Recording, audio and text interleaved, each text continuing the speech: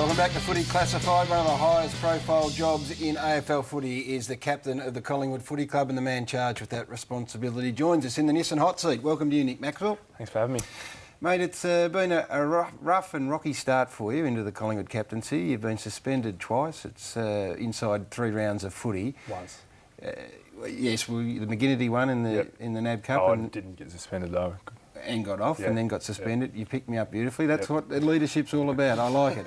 But suspended again, a 2-week suspension at a time where it's a delicate time for the Collingwood Footy Club. You feel like you've let Collingwood down a bit at the start of this season? Yes and no. I do a bit because obviously I'm not out there playing, so I can't be out there helping my teammates win games of footy. But having said that, the incident itself is something that I've done dozens of times and had done to me dozens of times in a game. So until now, I've never known that was not acceptable on the footy field. So I mean, now if from now on I did something similar, then I've really let them down. Nick, what have you personally changed since you've taken on the captaincy? Not a lot, Grant, to be honest. No, not a lot. Obviously, there's a lot more work and a lot more responsibility, a lot more of this sort of stuff. So, apart from that, I suppose I've just spoken to a few more people and made sure that guys are happy within the footy club itself, so playing-wise, and make sure the players are on the right track. Did you have any inkling leading up to it, or was it a surprise to you? Or? It was a surprise in the fact that you never expect to be named Collingwood Football Club captain or captain of any club. So you never go out to be that person. So it was a surprise in that way. But obviously, when it got down to the last couple of months and we lost Scotty Burns, I knew that there was a couple of us that were in contention. So yeah, it wasn't a surprise that way. And who are your biggest supporters? Oh, just within the club from your team. Big list, all of them. Yeah, it's been amazing how I can sit down with Jeff Walsh, Mick Malthouse, Simon Lloyd, all the assistant coaches. The great thing I've learned is that so many guys have so many different opinions, and they're all valuable. So is it simplistic to say that one change might be that you've been more aggressive on the footy field in an attempt to show leadership? No, not at all. No, I've done all those same things, and the McGinnity one was unfortunate that he got injured, but I'd do the same thing every day of the week. Obviously, I'd have to be careful that we didn't have that head clash that led to his injury. But having said that, I felt in that moment that was the best thing to do for my team, which was to try and open some space for Anthony Curry to get the footy, and I'll do the same thing every day of the week, and I would have done the same thing 3 or 4 years ago. People at Collingwood have been singing your praises for a long time. Nathan Buckley gave you the number 5. You're the executive for the Players Association at a young age. You do a lot in the community and you're well admired in the football fraternity.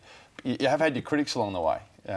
Some still argue that you're borderline in the best 22 for Collingwood. How does that make you feel? It's fine, yeah. Everyone's entitled to their opinion. I've been told for a long time that I'm not good enough football-wise. That's why I came through with Jimmy Bartel, and he was always one of the best, and I was never up to that level. So, to be honest, the only people that worry me are the ones in the football club. So, unless you're part of the Collingwood Football Club or you're going to help us win a premiership, your opinion doesn't mean anything to me. Have you had to feel along the journey like you've had to keep proving yourself to people as a player? I've got more to prove to myself than anyone, and it's myself that I don't want to let down. I don't want to let down the people who have put trust in me, and obviously the board and Mick Malthouse have put trust in me. I don't want to let them down. It's a high-profile footy club. It draws attention, and you've got a high-profile president. The coach is always going to be in the news. Would you feel comfortable to go to those people at any stage and say, listen, there's an outside distraction here that's getting to the players, the Collingwood players, and right now there seems to be a bit of an issue between coach and umpires and football club as a whole.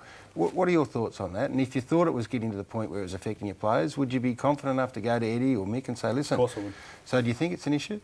No, I don't. I definitely would go to any of them and speak about any issues, and I have already.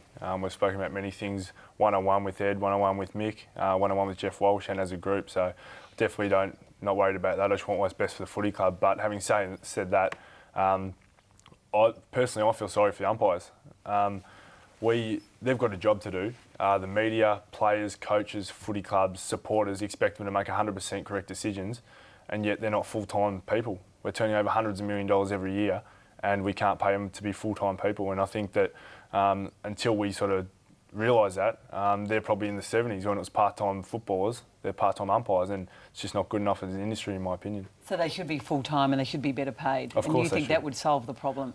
It wouldn't solve the problem because human error is always going to happen, but what it would give them the better opportunity to make more decisions correctly. And the same thing if I was playing part-time football, I wouldn't be able to hit as many targets as I can or make the right decisions, but I'm full-time, so it's going to lead to improvement. So having said that, Nick, sorry, were you disappointed then, sorry Hutchie, that the club didn't appeal the suspension last week? Because a lot of people felt that... No, not at all. I was part of that decision-making process because in the instance you're talking about, I couldn't argue with any of those areas. I hit him to the body. It was low impact. It was behind play, and it was intentional. I intended to stand. I saw where he was running. I intended to stand in front of him so he'd run into me. So I could not argue with any of those parts of the suspension. So just on the umpires, and it's an interesting take you have on it. Do you feel though as a club you've had a rough run, and will you play a role in these talks on Wednesday? No, I won't play a role. And no, I don't think we've had a rough run either. No, I just think that a lot of it's to do with circumstance. And I think that, I mean, it's just ironic that last week he sure was suspended for touching an umpire, and obviously everything that's come up in the last 48 hours is similar. So it's ironic that it's a week apart, but no, I don't.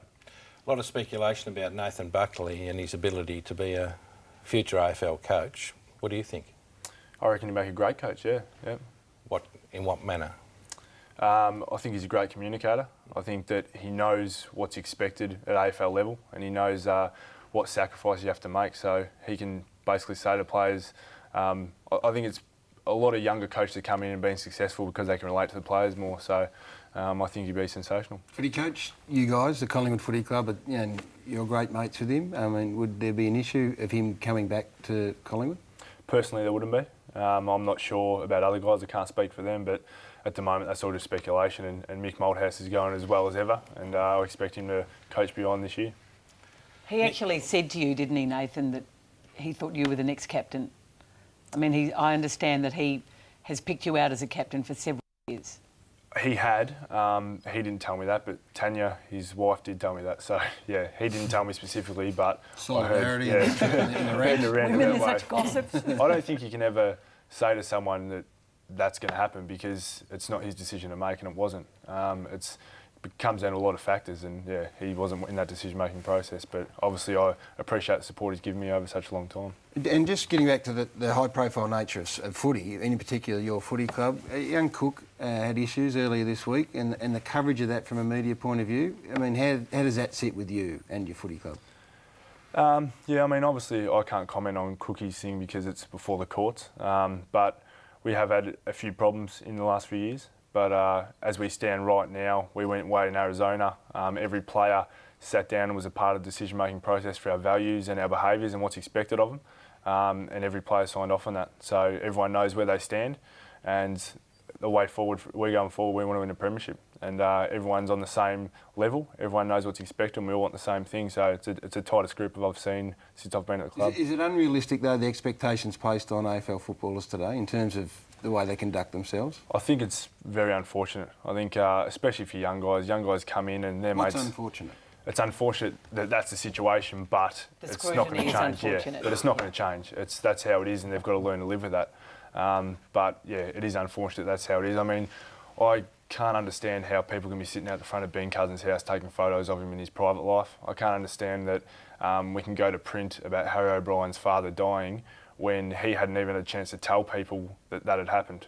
I mean, Jimmy Clement obviously didn't say anything for such a long time about what had happened with his wife because he didn't want anyone to know it. It was a private issue and he wanted to keep it that way. But yet we felt that a story to sell a few more papers was more relevant. Nick, Collingwood's got a great record of taking some big scalps, be it interstate matches or big games. Does Mick Malthouse prepare more intensely or closely to those bigger type games and from a preparation point of view? No, not at all. He's definitely probably more for the lesser ones because everyone gets themselves up for Anzac Day and for the big games because you want to be seen to be playing your best footy against the best teams. Well, maybe you shouldn't try as hard in the lesser games. Last one, mate. You've been fantastic. We'd love to have another 10 minutes. The AFL Players Association. You've been an executive, great supporter of it. Caro gave them a fair whack yesterday in the Sunday Age about their lack of leadership in point of view of the whole Chicken Gate situation. Yep.